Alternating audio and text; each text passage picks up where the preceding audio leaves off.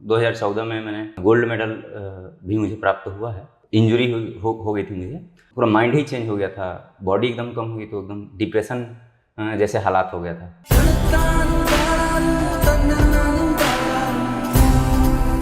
नमस्कार, welcome to mentor ज्ञान।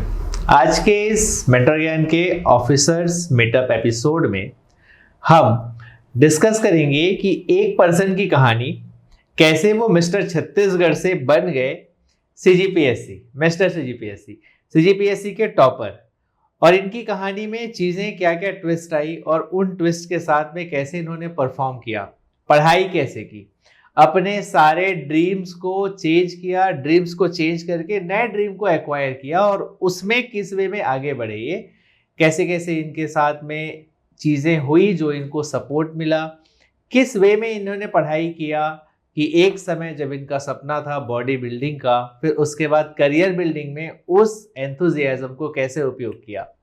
इसी चीज़ को आज हम डिस्कस करेंगे। हमारे साथ आज के एपिसोड में हैं मिस्टर पंकज जायसवाल जी। सीजीपीएससी 2024 में इन्होंने एक्साइज सब इंस्पेक्टर का पद हासिल किया है। स्वागत है सर आपका। Thank you sir. कैसे हैं सर आप? मैं बहुत अच्छा हूँ सर। ये जो जर्नी रही है आपकी, इसके बारे में और अपना परिचय स्टूडेंट्स को अगर आप बताएं तो। जर्नी तो पहले तो सर आपका बहुत बहुत धन्यवाद है सर कि आप मुझे यहाँ पे आपने इनवाइट किया। प्लेजर। और मेरी जर्नी सर बहुत लंबी रही है। अगर मेरी जर्नी देखा जाए तो 2013 से लेके 2025 तक रही है, जिसमें मैं बॉडी बिल्डिंग भी किया हूँ और फिर पीएससी में भी मैंने लगभग 7.5 साल मुझे लग गए इस पोस्ट को पाने के लिए। और अपने बारे में मैं बताना चाहूँगा कि जैसे कि मेरा नाम आप सभी जानते हैं कि मेरा नाम पंकज जायसवाल है और मैं रायगढ़ ज़िले के ग्राम महापल्ली का निवासी हूँ। और सर मेरी जो स्कूली शिक्षा है वो अघोरेश्वर भगवान राम विद्या मंदिर बनोरा आश्रम में हुई है जी। और उसके बाद सर मैं रायगढ़ में शालिनी स्कूल है, वहाँ पे मैंने अपना 11th और 12th का पढ़ाई की। उसके बाद सर मैं बिलासपुर आ गया और बिलासपुर में गुरु घासीदास केंद्रीय विश्वविद्यालय में मैंने अपनी ग्रेजुएशन पास की हूँ जी। बीएससी इलेक्ट्रॉनिक्स में। उसके बाद और ग्रेजुएशन के साथ साथ में मैंने बॉडी बिल्डिंग शुरू किया था और 2014 में मैंने गोल्ड मेडल भी मुझे प्राप्त हुआ है। और उसके बाद फिर इंजरी हो गई थी मुझे और फिर 2018 में रिकवर करने के बाद उस समय ट्यूशन भी पढ़ाता था और ट्यूशन पढ़ा के और ट्रेनिंग दे के ये सब करके मैं अपना बॉडी बिल्डिंग को का जो खर्च होता था उसको चलाता था। और उसके बाद फिर 2018 में फिर से मुझे गोल्ड मेडल हासिल हुआ। उसके बाद फिर मैंने बॉडी बिल्डिंग को छोड़ के पीएससी में फिर एंटर किया। तो अभी आप जब पीएससी की तैयारी करते थे तो फिजिकल फिटनेस को कंटिन्यू रखे थे? नहीं, हमेशा तो कंटिन्यू नहीं रखा था। जैसे इंटरव्यू आता था तो उसके बाद फिर चालू करता था, ऐसा था। मतलब प्रीलिम्स मेंस के समय ब्रेक लेते थे? हाँ, पूरा ब्रेक लेते थे। तो कई लोग ऐसा जो मिथ रखे हैं, या ये शायद सच भी होगा, कि जब आप फिजिकल फिटनेस को ब्रेक लगाते हैं, पूरा का पूरा उसको छोड़ देते हैं, उस समय पे आपका जो बॉडी, जैसे आप पहले मिस्टर छत्तीसगढ़ रहे हैं, इसके बाद जो आपका बॉडी शेप में चेंजेस आते हैं वो अफेक्ट नहीं किया? ऐसा हुआ नहीं? हाँ, अफेक्ट तो किया था। जब मैं पहले छोड़ा 2018 में जी, तो उसके बाद एकदम पूरा माइंड ही चेंज हो गया था, बॉडी एकदम कम हुई तो एकदम डिप्रेशन जैसे हालात हो गया था जी। फिर उसके बाद फिर मैं रिकवर किया जैसे तैसे करके, योग करके और आध्यात्म में थोड़ा सा वो करके मैं उसको रिकवर किया था। और फिर क्या होता है, मसल मेमोरी बने रहता है। अगर आप किसी पीक पे पहुंच गए हैं ना तो वो मसल के पास में वो मेमोरी होती है कि वो आपको फिर से रिकवर कर दे। तो फिर मैं जब जिम जाता था ना तो 1-2 महीने में बॉडी फिर से आ जाती थी, तो कॉन्फिडेंस फिर आ जाता था। अच्छा। कैसी रही जर्नी ये स्विच होने की, कि आप एक समय पे पूरा पढ़ाई छोड़ चुके थे और उसके बाद फिर आपने उतने ही मेहनत से सीजीपीएससी की तैयारी की, तो ये ट्रांजिशन, ये जर्नी कैसा रहता है? ऐसा था कि बचपन में ना मेरे घर वाले एक पुलिस ड्रेस ले दिए थे जब मैं छोटा था और तो मेरा क्या हो गया था कि उससे इतना ज़्यादा लगाव हो गया था कि जब भी मैं किसी शादी घर भी जाता था, किसी फंक्शन में भी जाता था तो उसी को पहनने के लिए मैं रोता था तो उसके बाद वो सब तो हो गया। फिर जैसे स्कूल आया तो 12th में मुझे पता चला कि डीएसपी का एक पोस्ट होता है ऐसा करके पुलिस विभाग में। और मुझे थोड़ा सा पहले से इसमें ज़्यादा होता था कि जो कोई भी मूवी भी मैं देखूं तो पुलिस वाली मूवी देखने को मेरे को ज़्यादा पसंद। तो उसके बाद फिर 2000 क्या बोलते हैं कॉलेज जब मैं आया तो फिर मैंने बॉडी बिल्डिंग अच्छे से शुरू किया, क्योंकि मैं चाहता था कि मेरा फिटनेस बना रहे करके, क्योंकि मैं सब थोड़ा सा ज़्यादा कॉन्शियस रहता हूँ फिटनेस को लेकर। तो उसके बाद फिर मैंने बॉडी बिल्डिंग शुरू की अपनी, और पहले ही प्रयास में मुझे गोल्ड मेडल मिल गया था। उसके बाद फिर मैं पढ़ाई पे थोड़ा सा कम ध्यान दिया। कॉलेज जाता था लेकिन बहुत अच्छे मार्क्स नहीं आते थे, क्योंकि मैं पूरा फोकस बॉडी बिल्डिंग में करता था। खुद खाना बनाता था, यही बिलासपुर में रहता था तो खुद खाना बनाता था, खुद अपना काम करता था, ट्रेनिंग भी देता था। और क्या है, बॉडी बिल्डिंग थोड़ा सा खर्चीला स्पोर्ट है, तो घर वाले उसके लिए थोड़ा मुझे ज़्यादा सपोर्ट नहीं करते थे, और मैं उनको ज़्यादा बर्डन भी नहीं देना चाहता था। तो जो इकोनॉमिक जो सपोर्ट रहता था वो अपने से मैं जितना ज़्यादा हैंडल हो सके मैं करने का कोशिश करता था। तो मैंने क्या किया था, जब मेरे को नेशनल खेलने जाना था तो घर से कितना मांगूंगा ऐसा मेरे दिमाग में था। तो मैं क्या किया, अपनी जो साइकिल थी जिसमें मैं डेली अपने गांव से पहले तो कॉलेज में गया था, जब घर जाता था तो गांव से रायगढ़ में साइकिल में आ जाता था जिम। तो वो साइकिल को भी मैं फिर एक समय में उसको सेल कर दिया था, और मोबाइल को भी एक बार मैं सेल कर दिया था कि बॉडी बिल्डिंग ही करना है ऐसा।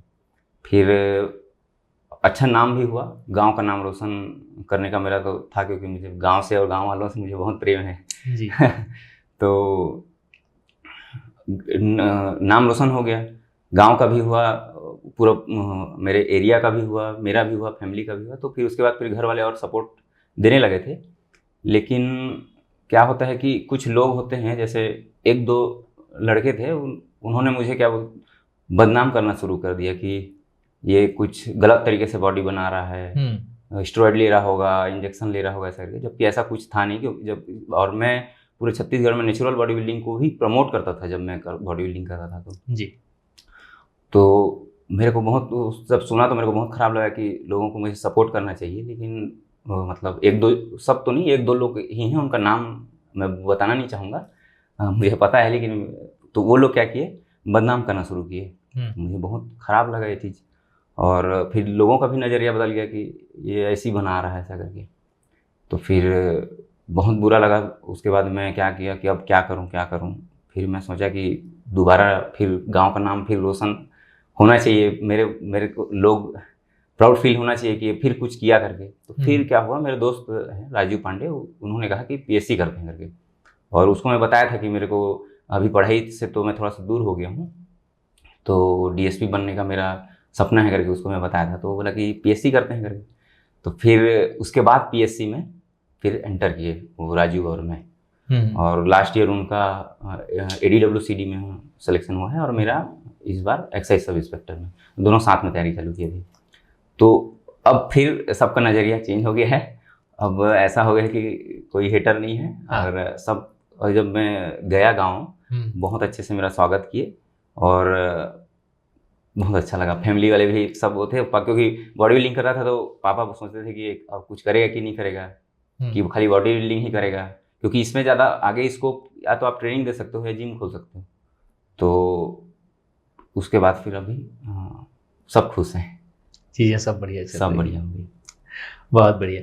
कोई भी स्टूडेंट जब शुरुआत करता है, प्रीलिम्स की तैयारी में शुरुआत करता है, या मेंस की, अगर कहें तो पूरा CGPSC की शुरुआत करता है, आपने जब 2018 में शुरू किया तो ऐसी क्या चीज़ें थी जो आपने की, उस समय पे फेलियर्स मिले, अब आप किसी सफलता के चरम पे हैं, किसी स्टूडेंट को क्या करना चाहिए जब वो एकदम शुरू से शुरुआत करता है? तो जैसे कि सिलेबस पीएससी का वास्ट है, तो जैसे मैंने जब पहले जब मैं शुरू किया 2018 में, तो मुझे कुछ पता नहीं था कितने ज़िले होते हैं, जबलपुर और जगदलपुर कहाँ है, मुझे उसका कोई नॉलेज नहीं था, कंफ्यूज हो जाता था मैं।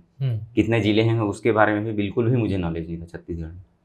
तो मैं फिर कोचिंग गया, और जब कोचिंग लिया तो मैं एक दिमाग में ये था कि प्री को निकालना है मेरे को, कुछ भी हो जाए, और बॉडी बिल्डिंग को एकदम साइड करके पूरा फोकस कर दिया मैं अपने पढ़ाई में ही। नोट्स को पूरा अपना बनाता था डेली, उसको डेली रिवाइज करता था, जैसे कल जो पढ़ाने वाले हैं उसको आज पढ़ के जाता था, फिर जो कल मतलब फिर आज पढ़ा दिए तो उसको रात को आके फिर पढ़ता था, फिर लिखता था। और मैं ऐसा इसके लिए वो हो गया था, पैशनेट हो गया था, मतलब कि रात को जैसे बीच में नींद भी खुलता था तो मैं अपने कॉपी को साइड में रखे रहता था, उठता था, एक आध लाइन भी देख लेता था, फिर सो जाता था। इस टाइप का मतलब ज़्यादा ही मतलब मेरे को इसमें जुनून आ गया था पीएससी को लेके कि अब डीएसपी बनना ही है ऐसा करके। उसके बाद तो मुझे लगता है कि अपने पढ़ाई को डेली मतलब रूटीन में रखना चाहिए। फिर इसी से मेरा क्या हुआ, नोट्स भी कंप्लीट हो गए और रिवाइज भी हो गया, क्योंकि अगर हम पहली बार किसी चीज़ को कर रहे हैं तो हमको ज़्यादा अच्छे से करना चाहिए। राइट। तो इसीलिए मैं उसको बहुत अच्छे से किया और मेरा जो बेसिक था ना वो मेरा क्लियर होते गया और फर्स्ट अटेम्प्ट में ही मेरा प्री क्लियर हो गया था उस समय, पहले अटेम्प्ट में। और मुझे मेंस के बारे में कोई जानकारी नहीं, क्या सब्जेक्ट होता है क्या, उसी समय सिलेबस भी चेंज हुआ था 2018 में। हाँ। तो प्री लेकिन क्लियर हो गया था, तो फिर प्री क्लियर हो जाने का फिर मैं मेंस में फिर वो तैयारी चालू किया था मेंस के लिए। और मेंस के लिए ऐसा था कि बहुत नया सिलेबस था और पहला था मेरा मेंस, और ज़्यादा नोट्स भी इसके अवेलेबल थे नहीं, तो जितना भी था उतना किया। तो उसमें थोड़ा सा कम हो गया था मेरे मार्क्स, तो हो नहीं पाए थे उसमें। तो प्रीलिम्स के लिए मैं ये कहना चाहूँगा कि उसी चीज़ को बार बार हमको करना चाहिए, मतलब बार बार उसी को रटना चाहिए, याद करना चाहिए। जैसे कि एक एग्जांपल देना चाहूँगा जी, कि जैसे हम कुल्हाड़ी मारते हैं अगर किसी लकड़ी को, तो एक बार मारेंगे तो वो टूटेगा नहीं, तो उसको बार बार जब चलाएंगे कुल्हाड़ी को तो वो लकड़ी कटेगा एक न एक दिन। वैसे ही प्रीलिम्स के लिए मुझे लगता है कि बार बार उसी चीज़ को याद करेंगे, रात में फिर सोते समय, सोने से पहले घटना चक्र सॉल्व करना है, क्वेश्चन बैंक सॉल्व करना है, तो प्रीलिम्स आराम से निकल जाएगा। मुझे ऐसा लगता है कि लेकिन उसको बार बार करना, वो कुल्हाड़ी वाला जो एग्जाम्पल है ना वो बिल्कुल सेट होता है प्रीलिम्स के लिए। मल्टीपल रिवीजन जरूरी है बहुत ज़्यादा, हाँ, कम चीज़ों का मल्टीपल। अब क्या है, कई को क्या है 4 बार में याद होगा, कई को 5 में होगा, कई को 6। मेरे को बहुत ज़्यादा याद करना पड़ता है, तुरंत याद नहीं आता है मेरे को, तो मैं बहुत ज़्यादा उसी को करते रहता हूँ। तो इसीलिए मैं क्या है, दिन में मेरे को ज़्यादा टाइम तक बैठना पड़ता है। हाँ, तो पर्सन टू पर्सन डिपेंड करता है ये चीज़। बहुत बढ़िया। फिर अगर कोई एक स्टूडेंट है जिसको प्रीलिम्स निकालने में दिक्कतें आ रही हैं, ऐसी क्या 3 या 4 गलतियां ऐसी कौन कौन सी हैं जो आमतौर पर स्टूडेंट्स प्रीलिम्स के समय पे करते हैं? सबसे पहली गलती तो ये मुझे लगता है कि जैसे मैं कोई बुक बताया, हाँ, उसको फॉलो कर लिए। दूसरा फिर किसी टॉपर का सुने, वो बुक बताया कोई दूसरा, उसको फॉलो कर लिए। तो ऐसा करके जब ज़्यादा इकट्ठा कर लेते हैं ना बुक, वो घातक है। और दूसरा, कई नोट्स नहीं बनाते हैं। मुझे लगता है नोट्स बनाना चाहिए जो कि लास्ट टाइम में काम आता है, एग्जाम से जस्ट पहले जी। और तीसरा गलती ये है कि क्लास अब्सेंट करते हैं, और एक कभी कभी पढ़ते ही नहीं हैं। 0 डे जो होता है कि सुबह से रात तक कुछ पढ़े ही नहीं, घूम फिर के वो कर दिए, वो एक गलती है। और एक गलती मैं बताना चाहूँगा कि क्वेश्चन सॉल्व करना भी बहुत ज़रूरी है। क्वेश्चन सॉल्व नहीं करते। हाँ, नहीं करते हैं, खाली पढ़ लेते हैं और ना टेस्ट देते हैं ना क्वेश्चन सॉल्व करते हैं। तो टेस्ट देना बहुत ज़्यादा ज़रूरी है, भले उसमें टॉप ना करें। मैं आज तक किसी भी टेस्ट में कभी टॉप नहीं किया हूँ, ना प्रीलिम्स के ना मेंस के लेकिन सिलेक्शन हो गया। तो टॉप भले ही ना करें लेकिन टेस्ट जरूर दें, ऐसा मेरा मानना है जी। कोई स्टूडेंट है, उसको अगर वो CGPSC की तैयारी करना चाहता है, उसके इस प्रिपरेशन की जर्नी में गाइड का कितना रोल रहेगा? कोई मेंटोर है जो उसको गाइडेंस प्रोवाइड कर रहा है, बता रहा है किस समय पे क्या कैसे करना है, इसका कितना महत्व होता है?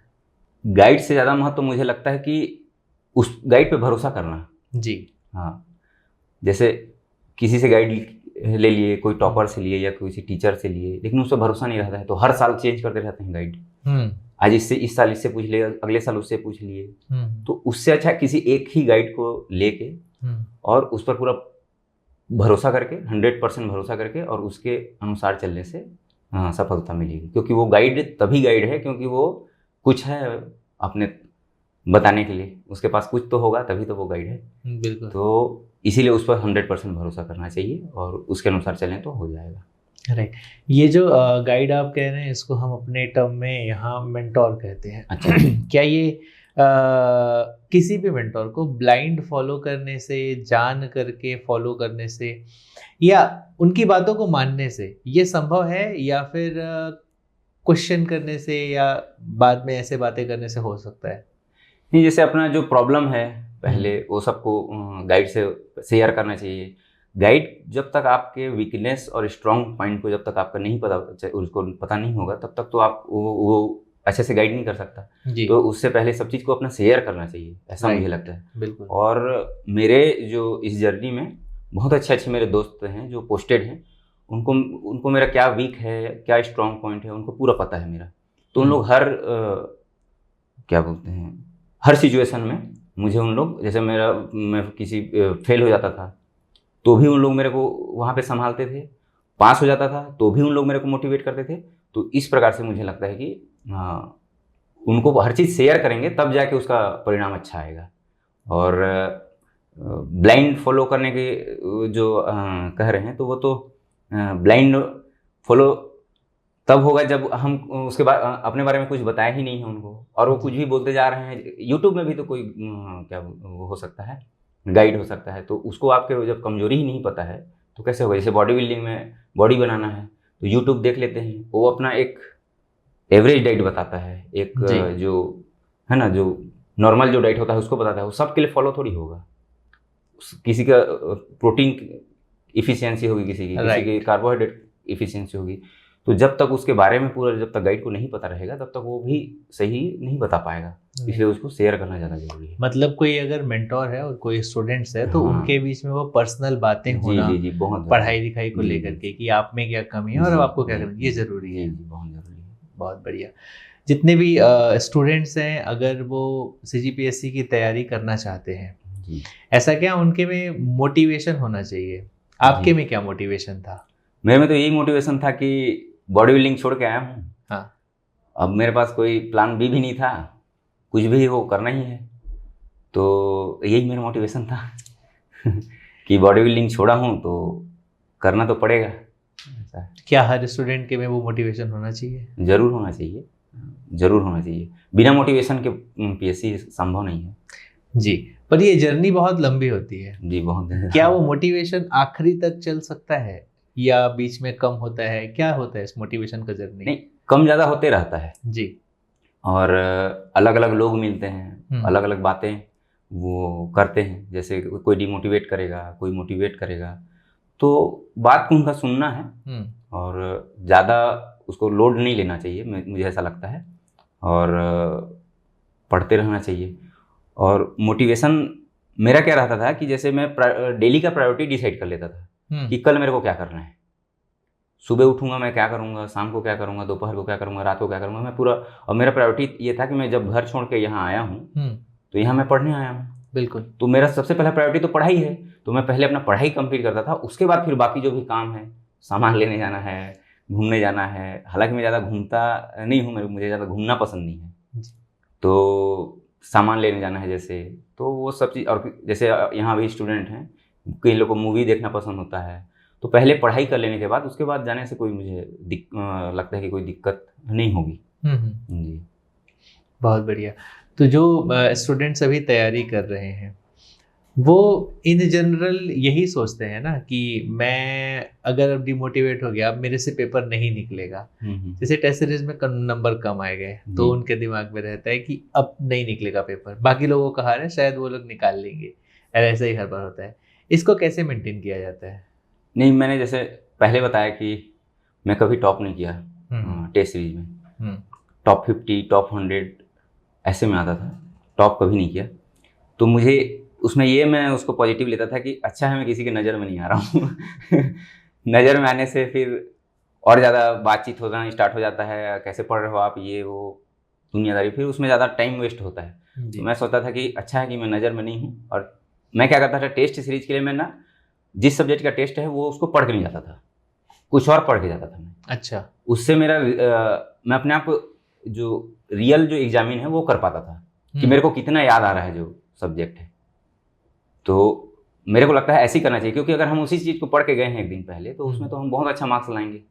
तो वो हमारा रियल एग्जामिन कहाँ हो पाया। तो मैं सेम चीज़ को पढ़ के नहीं जाता था। पहले जो इसको 3-4 दिन पहले या 1 हफ्ता पहले पढ़ लिया रहता था, उसका फिर टेस्ट देता था, या जिस दिन टेस्ट है उसके 1 हफ्ता पहले उसको पढ़ लेता था मैं। और उसको फिर पता वहाँ पे मेरे को ये होता था कि याद है, आ रहा है कि नहीं आ रहा है ये। और उसके फिर जाके घर जाके एक एक क्वेश्चन को मैं देखता था कि मैं क्या गलती किया, क्या सोच के वहाँ पे ये इस ऑप्शन को टिक लगाया। मैं मतलब याद करता था एग्जाम हॉल में मैं क्या सोच रहा था करके। टेस्ट सीरीज में जब टेस्ट देता था तो मैं क्या वहाँ पे सोच के इस ऑप्शन को टिक लगाया। वो मेरे को बहुत फ़ायदा किया कि मेरा माइंडसेट वहाँ पे क्या चला, क्योंकि यही माइंडसेट सेम मेरा मेन एग्जाम में भी चलेगा। तो वो एक तो बहुत मेरा फ़ायदा किया। बहुत बढ़िया। आप तो अपने हर दिन के लिए शेड्यूल बना करके रखते थे, कल मेरे को ये पढ़ना है और उसको पढ़ने के बाद मैं जाऊँगा। कोई ऐसा पर्सन जो मेंटोर हो या आपको बता रहा हो कि कल आपको इतना पढ़ना है और इतना पढ़ने से तुम्हारा हो जाता है, क्या ये चीज़ें वैसे में आसान हो सकती थी? हाँ, ज़रूर आसान हो सकती थी जी। हाँ, हो सकती थी ज़रूर। और जो समय लगता है पढ़ने में और सोचने में जी। कि मेरे को खोजना है, इतना को तो पढ़ के रखना है, ये आसान हो सकता है। हाँ, किसी के भी जर्नी को छोटा कर सकता है। हाँ, ज़रूर कर सकता है। मेरा ऐसा था कि मैं नोट्स बनाता था, हर साल नोट्स चेंज करता था। मतलब नोट्स चेंज करने का कि मतलब जैसे कुछ उसमें इंक्लूड करना है तो मैं नया से नोट्स बनाता था। अच्छा। हाँ, मेरे मतलब हर सब्जेक्ट के 3-3, 4-4 नोट्स बन गए हैं मेरे। पुराना को हटाते जाता था, फिर नया बनाता जाता था, फिर पुराना हटाते जाता था और नया बनाता। तो इससे मेरा आंसर राइटिंग भी सुधर गया जी, कि नोट्स मेकिंग से। तो गाइड अगर इस चीज़ को बताए स्टूडेंट को, तो वो जो मैं तीसरा बार का जो नोट्स बनाया वो पहले बार में ही किसी का बन सकता है। समय कम लग हाँ, सकता समय है। कम लग सकता है। बहुत बढ़िया। क्या आप भी इसी तरीके से अपनी सीजीपीएससी की तैयारी पर्सनल मेंटर के साथ करना चाहते हैं, जहां एक सीनियर सीजीपीएससी एक्सपर्ट आपको आपके सीजीपीएससी की जर्नी में पर्सनली गाइड करते हैं? क्या आप 9 to 5 जॉब करने वाले वर्किंग प्रोफेशनल हैं और आपको टाइम मैनेजमेंट में दिक्कत आ रही है, या फिर आप बिगिनर्स हैं और आपको ये नहीं समझ में आ रहा है कि सीजीपीएससी की तैयारी में कहां से शुरू करना चाहिए, क्या पढ़ना चाहिए और कितना पढ़ना चाहिए? क्या आप मल्टीपल अटेम्प्ट्स दे करके थक चुके हैं और आपको सही स्ट्रेटजी समझ नहीं आ रही है? तो इस तरह के सभी प्रॉब्लम का सॉल्यूशन है 1-to-1 मेंटरशिप, जहां एक सीनियर सीजीपीएससी एक्सपर्ट आपके टाइम मैनेजमेंट, राइट स्ट्रेटजी और कहां से शुरू करें, कितना पढ़ें और क्या पढ़ें, इन सभी समस्याओं को सॉल्यूशन कर देते हैं, और वो भी आपके टाइम के हिसाब से एक पर्सनलाइज स्ट्रेटजी के साथ। नीचे डिस्क्रिप्शन में दिए गए लिंक को क्लिक करके हमें व्हाट्सएप करें और हमारे सीनियर सीजीपीएससी एक्सपर्ट आपको बताएंगे कि पढ़ाई का जो सही तरीका है 1-to-1 मेंटरशिप के साथ, उसमें किस प्रकार से हम आपकी मदद कर सकते हैं और आपकी इन सारी समस्याओं का समाधान हो सकता है। तो देर मत करिए, नीचे डिस्क्रिप्शन को क्लिक करें और हमें व्हाट्सएप करें। आपने बताया अभी कि आप मल्टीपल टाइम्स नोट्स बनाते थे जी, पहली बार, दूसरी बार और शुरू से बनाते थे। बनाता था। तो आप 4-5 बार नोट्स बनाए हैं। आपसे बेस्ट ये कौन बता सकता है कि नोट्स कैसे बनाया जाता है? जी, स्टूडेंट्स के बहुत सारे डाउट इसी से रिलेटेड रहते हैं कि नोट्स किसको बोलते हैं और कैसे बनाना चाहिए। नोट्स को हमको ना बहुत शॉर्ट बनाना चाहिए जी। जैसे प्रीलिम्स का भी है तो शॉर्ट में नोट्स बनाना चाहिए। मैं पहले क्या करता था कि बहुत ज़्यादा लिख देता था, अननेसेसरी चीज़ ऐड करता था। बैकग्राउंड किसी चीज़ का, जैसे कोई टॉपिक है उसका पूरा बैकग्राउंड बना रहा हूँ पहले, तो फिर बुक और नोट्स का कोई अंतर नहीं रह जाएगा ना जी। तो मुझे ऐसा लगता है कि नोट्स को एकदम शॉर्ट में बनाना चाहिए, और वही नोट्स को एग्जाम से एक दिन पहले भी हमको पढ़ना है। तो जितना ज़्यादा शॉर्ट रहे उतना अच्छा है। और इसके लिए हमको क्या करना चाहिए कि जो हमारे टीचर हैं या मेंटर हैं उनको ये नोट्स को दिखाते रहना चाहिए कि कहीं मैं कुछ गलती तो नहीं कर रहा हूँ। कई लोग क्या करते हैं कि मैं ही शहंशाह हूँ ऐसे टाइप का, कि मैं जो लिख रहा हूँ वो सही है, मैं हूँ, मेरे से और कोई है ही नहीं, इस टाइप का। तो ये एटीट्यूड नहीं रहना चाहिए इसमें। आप जो भी लिख रहे हैं, अगर एक टॉपिक भी लिख रहे हैं तो उसको जाके चेक कराइए, और जितना ज़्यादा आप चेक कराएंगे उतना ज़्यादा आप उसमें उसको चेंज करोगे। आपका माइंड सेट उसमें क्लियर होगा कि ये नहीं करना है मेरे को, और वही चीज़ फिर आपको मेंस में काम आएगा कि मैं यहाँ अननेसेसरी चीज़ लिख रहा हूँ करके। जैसे मान लीजिए कोई क्वेश्चन आता है मेंस में, तो अबुझ मारिया के एक संस्कृति के बारे में लिखिए करके, और वो आया है जनजाति वाले जो पेपर 6 का पार्ट 3 में है, उसमें क्वेश्चन आया है। अब उसमें कई लोग उसका भूगोल के बारे में लिखना स्टार्ट कर दिए, तो वो तो गलत हो जाएगा, वो उतना मार्क्स उसको देगा नहीं जितना उसको देना चाहिए था। वही आप कल्चर शुरू करते हैं सीधा, जो कल्चर पूछा है, तो आपको ज़्यादा मार्क्स मिलेगा। तो ये नोट्स मेकिंग का ये फायदा होता है, राइट। और किसी भी बुक में जैसे आप देखेंगे तो पूरा उसके बारे में दिया रहेगा, भुजमाड़िया के बारे में पूरा दिया रहेगा। वो अलग से बताएगा नहीं कि आपको ये कल्चर क्वेश्चन आएगा तो यहाँ से लिखना है, भूगोल का क्वेश्चन आएगा भुजमाड़िया के भौगोलिक क्षेत्र के बारे में आएगा तो यहाँ से लिखना है, वो तो पूरा दिया रहेगा उसमें। तो हमको वही छांटना है और उसी को फिर अलग अलग डिवाइड करना है, किस नोट्स में मेरे को क्या डालना है, किस नोट्स में क्या नहीं डालना है। तो मैं वैसे ही करता था। तो जब ये नोट्स बनता है तो एक होता है, स्टूडेंट्स को कंफ्यूजन रहता है नोट्स और शॉर्ट नोट्स में क्या अंतर होता है। अच्छा, तो ये किस तरह से होना चाहिए? जैसे कि जो नोट्स है उसमें हम पूरा एक लाइन लिखते हैं। हाँ। और जो शॉर्ट नोट्स होता है तो जो हाईलाइट हम जिस चीज़ को करते हैं वही शॉर्ट नोट्स है। तो या तो हम उसको अलग से शॉर्ट नोट्स बना सकते हैं, एक A4 साइज का पेपर लेके, जैसे छत्तीसगढ़ की जनजातियाँ टोटल 43 हैं जी।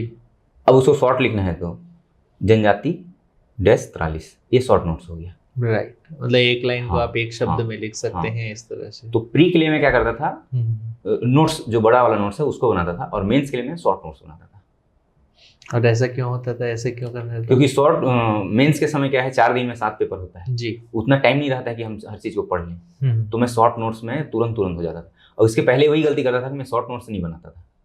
उसको उस गलती को रियलाइज करने में मेरे को इतना साल लग गया, और लास्ट ईयर में शॉर्ट नोट्स बनाना शुरू किया और उसका फायदा मेरे को मिला। अभी इस PSC 2024 के समय। हाँ। नहीं तो मैं क्या करता था, पहले पूरा नोट्स को याद करता था। वो 4 दिन में भी मैं सोता होता नहीं था। टेस्ट जो एग्जाम होता था मेंस का, उसमें सोता नहीं था, खाली याद करते रहता था, याद करता था। इस बार वैसे मेरे को कोई बर्डन नहीं हुआ, चुपचाप इसको आराम से देख के जाता था, हो गया इस बार। इसीलिए तो शॉर्ट नोट्स का बहुत योगदान रहा है। बहुत बढ़िया। आमतौर पर स्टूडेंट्स को ये कन्फ्यूज़न रहता है कि जब मैं तैयारी कर रहा हूँ तो मेरा सिलेबस कंप्लीट हो जाएगा तो मेरा तैयारी पूरा हो जाएगा। और फिर उस सिलेबस को कंप्लीट करने के चक्कर में उनका सिलेबस एग्ज़ाम तक कंप्लीट नहीं होता है। तो क्या ये सही है, पूरा सिलेबस कंप्लीट हो सकता है, या फिर उस सिलेबस को कंप्लीट करने का कोई और तरीका होता है? इसके लिए तो विनोद कुमार शुक्ल जी की एक रचना है जी, उसका जो शीर्षक है कि सब कुछ होना बचा रहेगा। तो उसको मैं याद रखता था कि एग्जाम से एक दिन पहले आज तक मेरा हर चीज़ कंप्लीट हो गया, ऐसा नहीं था। हाँ। तो मैं उसको बोलते रहता था एग्जाम के एक दिन पहले, सब कुछ होना बचा रहेगा, सब कुछ होना बचा रहेगा। तो वो उसके बाद फिर मेरे दिमाग में आता था कि नहीं, मेरा बचा है मतलब सबका बचा होगा। तो सिलेबस हमेशा हर चीज़ कंप्लीट हो जाएगा ऐसा नहीं है, आपको कुछ चीज़ कम पढ़ के या कुछ चीज़ छोड़ के जाना पड़ेगा। ऐसा है। कोई स्टूडेंट है जो तैयारी कर रहा है, वो कब इस बात को समझेगा कि अब मेरा हो गया, मुझे अब क्वेश्चन बनाने चाहिए या तैयारी करनी चाहिए MCQ के फॉर्म में, ऐसा कब करना चाहिए? जैसे एक टॉपिक पढ़े जी, उसके बाद जैसे घटना चक्र ले लिए तो संसद पढ़े, तो आज पढ़े और उसको कंप्लीट कर लिए, उसके बाद शाम को उसका MCQ लगा देना चाहिए तुरंत। अच्छा। तुरंत जिस दिन आप उसकी पढ़ाई किए हैं, हाँ। उसी दिन शाम को। तो उसमें क्या होता है, आइडिया हो जाता है कि क्वेश्चन किस टाइप के आते हैं, और हम सही डायरेक्शन में पढ़े कि नहीं पढ़े वो भी उसी समय पता चल जाता है हमको। और नहीं पढ़े, कुछ एक्स्ट्रा चीज़ ऐड करना है तो फिर वो नोट्स में ऐड कर सकते हैं उसको। बहुत बढ़िया। कोई स्टूडेंट है जैसे वो जॉब के साथ तैयारी करना चाहता है CGPSC की, तो क्या वो जॉब के साथ तैयारी कर सकता है?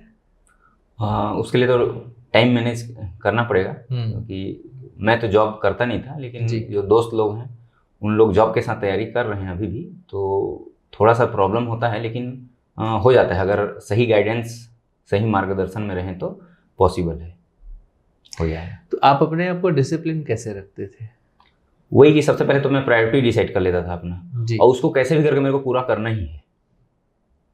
और ऐसा रहता था कि बॉडी बिल्डिंग में मैं सीखा था कि जैसे मेरे को डंबल उठाना है तो एक सेट में मेरे को 12 रेपिटेशन लगाना है जी। तो 12 रेपिटेशन लगाने के बाद मैं जब थक जाता था ना तो 3 रेपिटेशन और लगाता था, भले ही सपोर्ट लेके लगाता था। वही चीज़ को मैं PSC में भी फॉलो किया कि मैं जैसे पढ़ते रात हो गया तो मैं अब सोचा कि अब थक गया, अब हो गया और नहीं होगा, तो मैं क्या करता था, नहीं आधा घंटा और पढ़ लेता हूँ।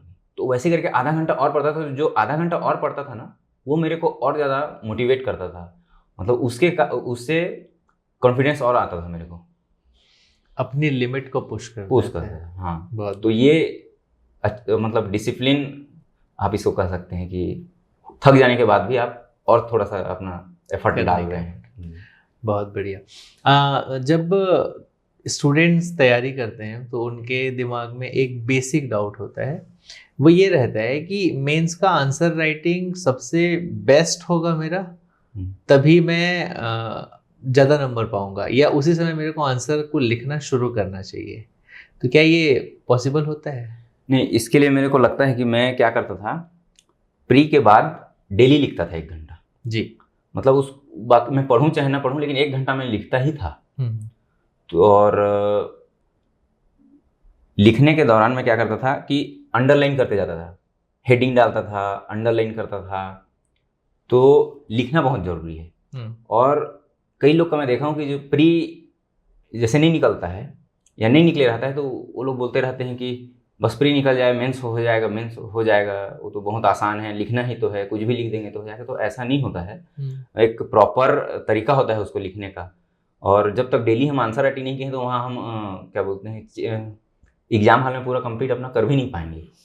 मैं 2022 तक हर पेपर का 15 से 20 नंबर क्वेश्चन छोड़ के आता था, 2022 तक। हाँ। बाद में मुझे पता चला कि स्पीड बढ़ाना है, मतलब उसके लिए आंसर राइटिंग करना पड़ेगा। तो इसीलिए फिर मैं डेली आंसर राइटिंग किया। और आप जो बोले कि मेरा बेस्ट रहेगा आंसर, तो ऐसा कोई वो नहीं है कि जैसे मैं कुछ लिखा हूँ मेरे को बेस्ट लग रहा है, लेकिन चेक करने वाले को शायद वो बेस्ट ना लगे। टेस्ट सीरीज में देता था तो बताया कि मैं कभी टॉप नहीं किया, तो जो टेस्ट सीरीज में जो चेक करते थे उनको मेरा आंसर कभी अच्छा नहीं लगा, लेकिन जो पीएससी के जो चेकर हैं उनको अच्छा लग गया। तो ये ऐसा नहीं है कि कोई रूल है कि मैं मतलब अच्छा ही मैं लिख रहा हूँ ना अच्छा ही होगा, वो चेक करने वाले के ऊपर भी डिपेंड करता है कि उसको शायद अच्छा लग जाए आपका आंसर, ऐसा है। तो अभी ESI के पोस्ट के बाद घर में सब ठीक है, खुश हैं? बहुत खुश हैं क्योंकि पापा बोलते थे कि बॉडी बिल्डिंग छोड़ा, उसके बाद बोलते थे कि कुछ तो लगा ले, मतलब सरकारी नौकरी में, कि जो छोटा पद होता है जैसे चपरासी का भी लगा ले करके। तो मैं चपरासी का भी जो हुआ था पीएससी का उसको भी दिया था, 2-3 ठो और ऐसी एग्जाम दिया था। तो कुछ तो लगा ले ऐसा करके दिमाग में था पापा का। तो वो तो बहुत खुश हैं कि इतना अच्छा एग्जाम निकाल लिया करके। बहुत बढ़िया। और बाकी दीदी, घर में परिवार में सब सही ठीक हैं। दीदी भी हॉस्टल सुपरिटेंडेंट है। अच्छा जी। और जिया जी भी पुलिस में है और मम्मी होम मेकर है। तो अभी गांव में सब बढ़िया से खुश हैं? गांव में बहुत खुश हैं गांव के लोग इतना खुश हैं कि मतलब जो और मोहल्ले के हैं। हाँ। सबके आंखों में आंसू था जिस दिन में गया था, तो इतने खुश हैं। कैसा उस समय पे माहौल था जिस दिन रिजल्ट आया, अभी 20 नवंबर की बात? रिजल्ट आया उस दिन तो मैं देखा कि 108 रैंक है, तो डीएसपी मिलेगा नहीं, क्योंकि हाँ। मैं पहले प्रायोरिटी अपना डीएसपी डाला था जी, डिप्टी कलेक्टर नहीं डाला था। देखा तो मेरे को बहुत मतलब खुशी हो रहा था और दुख भी लग रहा था कि डीएसपी नहीं हो करके। फिर एक दिन तक मैं दुखी था किसी को बता नहीं रहा था कि मेरा ऐसा हुआ है करके, लेकिन रिजल्ट आया तो सबको पता चल गया। फिर जब घर गया तब मेरे को लगा कि नहीं, बड़ा काम कर डाला हूँ डीएसपी नहीं हुआ तो क्या हुआ, कुछ अच्छा ही हो गया है, ऐसा टाइप बाद में फील हुआ मेरे को। तो अब चीज़ें बदल जाएंगी, अब पूरा बदल गया पूरा। तो वापस बॉडी बिल्डिंग स्टार्ट करेंगे? नहीं, अभी तो इंटरव्यू था तो जिम जा ही रहा था, कंटिन्यू था। हाँ। इन बॉडी बिल्डिंग कंपटीशन तो नहीं खेलूंगा, कंपटीशन नहीं। हाँ, पर अपने लिए करते वो रेगुलर रहेगा। बहुत बढ़िया। क्या आप भी इसी तरीके से अपनी सीजीपीएससी की तैयारी पर्सनल मेंटर के साथ करना चाहते हैं, जहां एक सीनियर सीजीपीएससी एक्सपर्ट आपको आपके सीजीपीएससी की जर्नी में पर्सनली गाइड करते हैं? क्या आप 9 to 5 जॉब करने वाले वर्किंग प्रोफेशनल हैं और आपको टाइम मैनेजमेंट में दिक्कत आ रही है, या फिर आप बिगिनर्स हैं और आपको ये नहीं समझ में आ रहा है कि सीजीपीएससी की तैयारी में कहां से शुरू करना चाहिए, क्या पढ़ना चाहिए और कितना पढ़ना चाहिए? क्या आप मल्टीपल अटेम्प्ट्स दे करके थक चुके हैं और आपको सही स्ट्रेटजी समझ नहीं आ रही है?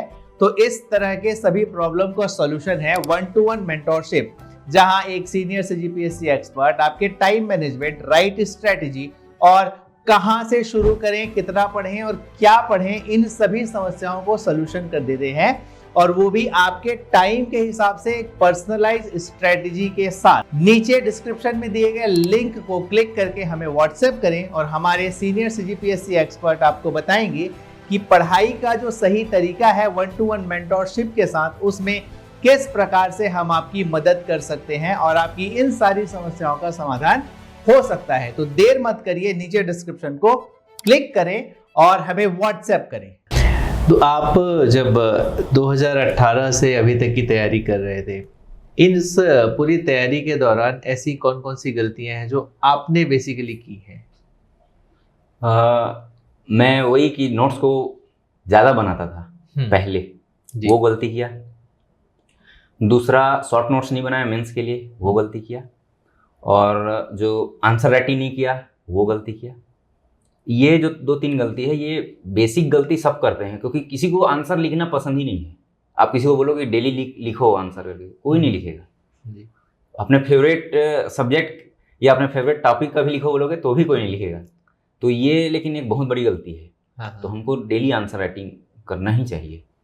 और क्वेश्चन तो मैं पहले से ही सॉल्व करते रहता था। और कई लोग क्या करते हैं, PYQ सॉल्व नहीं करते हैं, चाहे वो प्रीलिम्स के लिए हो चाहे मेंस के लिए हो। लेकिन आप देखेंगे कि हर साल प्रीलिम्स में भी 4-5 क्वेश्चन ऐसे रहते हैं जो PYQ के होते हैं। मेंस में भी ऐसे होते हैं जो लगभग 5% से 10% PYQ ही होते हैं। तो PYQ भी सॉल्व करना बहुत ज़रूरी है। कितना इम्पोर्टेंट होता है PYQ का पेपर में रोल कितना रहता है? ऐसा रहता है कि आप उस क्वेश्चन को पहले सॉल्व कर चुके हो जी, तो आपको उसमें टाइम भी कम लगेगा। वहाँ पे जब आप लिखोगे, आप जब उसको पहले से लिख लिए हो, आपके पास पूरा फ्रेम बन गया है उस आंसर का जी। तो और स्पीड में वो लिखाता है और अच्छे से लिखाएगा। मतलब बाकी क्वेश्चन में भले ही आपको 4 का मार्क्स का रहेगा तो आपको भले ही 2 नंबर मिलेगा, लेकिन उसमें आपको 2.5 नंबर मिलेगा। तो ऐसे अगर 4-5 क्वेश्चन हो गए तो 2.5 मतलब आधा करके भी आपको 2.5 नंबर, वही 2.5 नंबर मतलब एक पेपर में। तो ऐसे 7 पेपर है तो वो तो बहुत ज़्यादा डिफरेंस क्रिएट कर देगा ना। तो इसीलिए मेरे को लगता है कि हाँ, ये करना चाहिए। अच्छा, बहुत लंबी जर्नी रही है आपकी 2018 से लेकर के अभी 2025 तक। कौन कौन लोग थे जिन्होंने आपके इस पूरी जर्नी में आपका साथ दिया? बहुत लोग थे।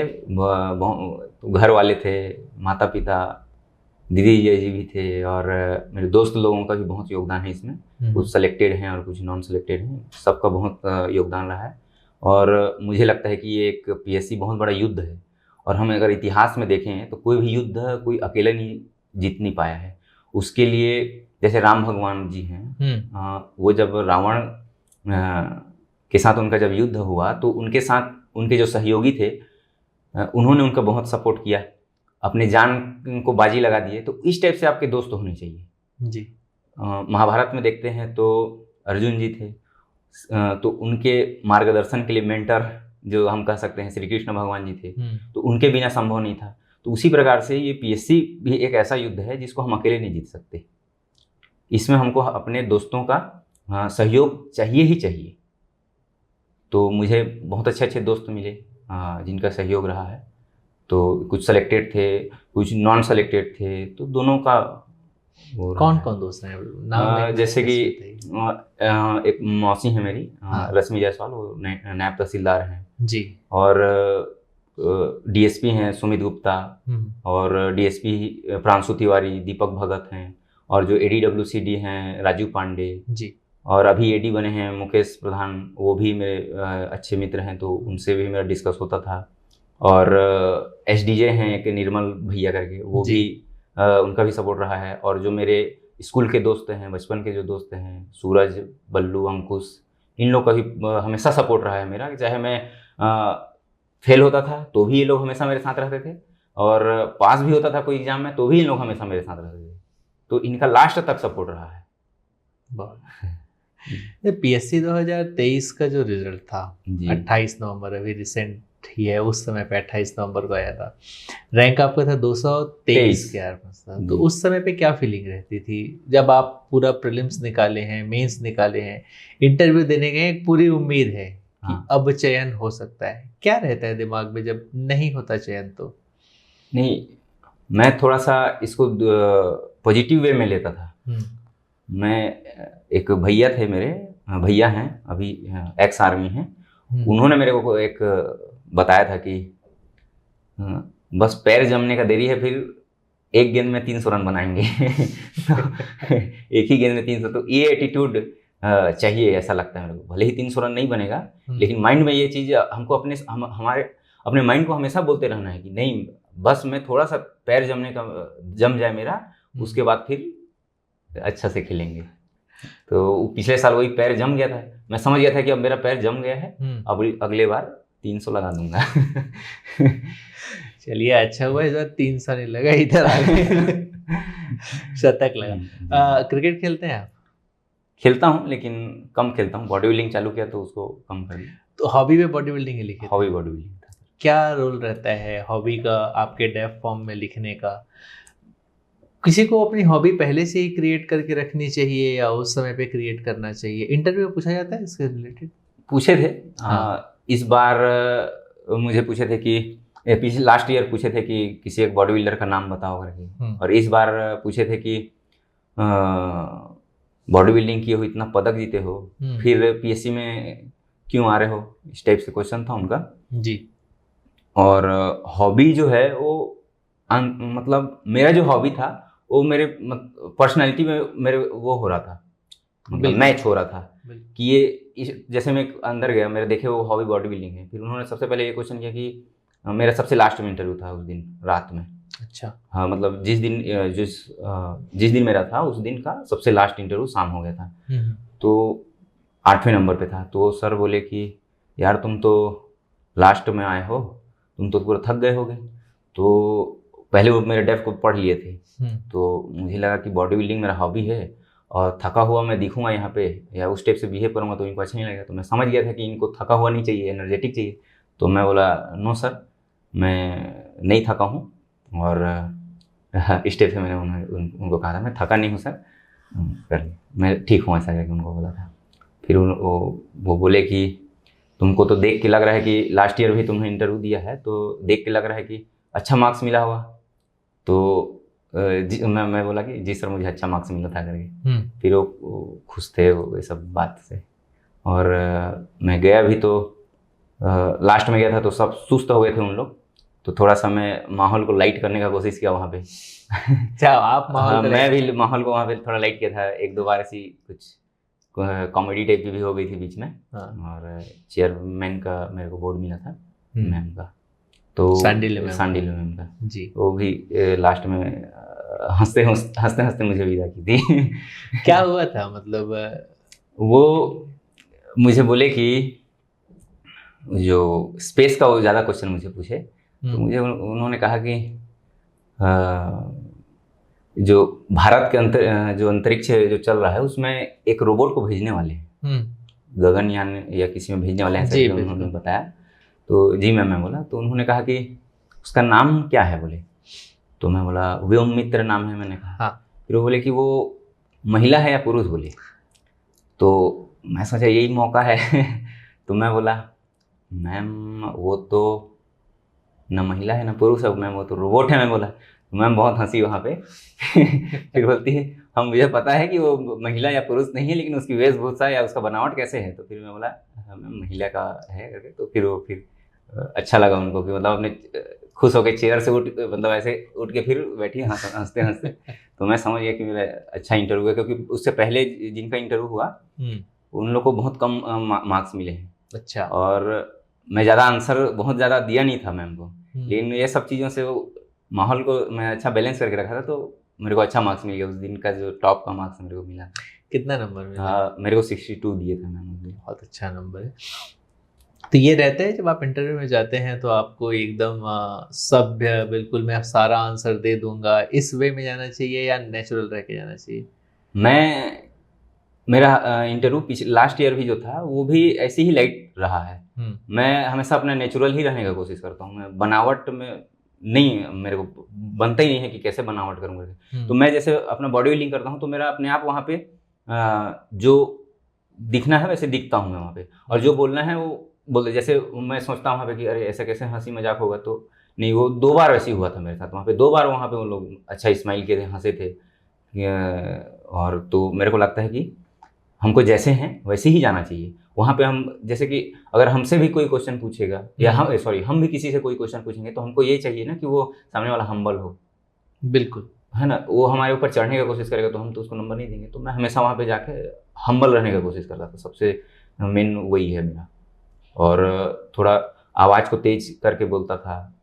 और जैसे लास्ट ईयर इस बार हुआ कि फाइल लेके जाना था अंदर जी, तो वहाँ पे बगल में टेबल था, लेकिन पता नहीं मेरा क्या ध्यान आया, मैं टेबल में रखा नहीं, उसको ऐसे ही पकड़ के बैठा था फाइल को। तो क्या पता मैम को वही अच्छा लग गया हो कि ये ज़्यादा वो नहीं कर रहा है, चुपचाप बैठा है करके, तो ऐसे पकड़ के मैं फाइल को ऐसे ही पकड़ के बैठ के इंटरव्यू दिया था। तो मैं डर रहा था कि ये गलत तो नहीं कर डाला मैं करके, लेकिन नहीं, वो मेरा वो था कि नहीं मैं यहाँ ऐसा कैसे रख दूँ, उनसे पूछते भी नहीं बनेगा कि मैं रखूँ कि नहीं रखूँ। तो मैं चुपचाप अपने यहाँ पे फाइल को रखा था और उसके बाद इंटरव्यू दे रहा था। मतलब पूरा मैं नेचुरल वहाँ पे इंटरव्यू दिया। कितने समय पहले से करनी चाहिए इंटरव्यू की तैयारी? मेंस खत्म होता है उसके बाद से हमको न्यूज़पेपर और ये सब चीज़ जो यूट्यूब में जो क्या बोलते हैं, जो इंटरनेशनल न्यूज लोग हैं, जो वो जियोपॉलिटिक्स का, वो सबको तैयारी करते रहना चाहिए। और अगर जैसे नोट्स नहीं बना है तो उसको भी बनाते रहना चाहिए, क्योंकि कभी कभी सब्जेक्ट से भी पूछ देते हैं कि आपको कौन सा सब्जेक्ट अच्छा लगता है। तो अगर हम नोट्स बना रहे हैं तो हमारा रिवीजन होते रहता है, तो काम आ जाता है। और अचानक जब मतलब रिजल्ट आएगा उसके बाद तैयारी करेंगे बोलेंगे तो टाइम नहीं रहता है, क्योंकि उसमें अपने को कपड़ा भी वो करना है, लेना है, फॉर्म भी भरना है, मॉक भी देना है, तो टाइम नहीं रहता उसके बाद। शुरू से तैयारी? हाँ, शुरू से करते रहना चाहिए। मेंस के बाद मैं तो ऐसे ही करता था जी। एक स्टेप बिफोर अगर हम आते हैं, कोई भी स्टूडेंट जिनका मान लीजिए इस बार प्रीलिम्स में हो जाता है आपकी तरह, पहले जो आपने अटेम्प्ट दिया था उसकी तरह, अगर उसका मेंस का तैयारी नहीं है जी, उस समय पे उसको क्या स्टेप फॉलो करना चाहिए? एक बार और बताएंगे? जैसे किसी स्टूडेंट है जिन्होंने अभी प्रीलिम्स निकाल लिया पर मेंस उनका तैयार नहीं है जी, समय अब उनके पास है बस 70 दिन जी, क्या स्ट्रेटजी उन स्टूडेंट्स को अपनानी चाहिए कि मेंस भी क्लियर हो जाए?